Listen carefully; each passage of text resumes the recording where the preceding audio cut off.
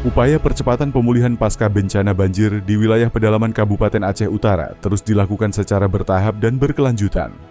Pada Sabtu, 3 Januari 2026, alat berat ekskavator bantuan Polri kembali dikerahkan untuk mendukung perbaikan infrastruktur di Kecamatan Langkahan.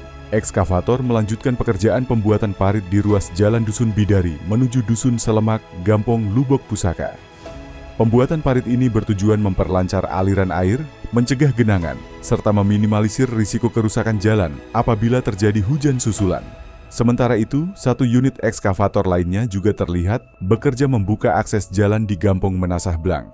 Pembukaan akses ini dilakukan untuk menunjang kelancaran mobilitas masyarakat, serta mempercepat aktivitas ekonomi dan sosial warga setempat pasca banjir. Upaya percepatan pemulihan pasca bencana banjir di wilayah pedalaman Kabupaten Aceh Utara terus dilakukan secara bertahap dan berkelanjutan sebagai wujud kepedulian dan pengabdian Polri kepada masyarakat.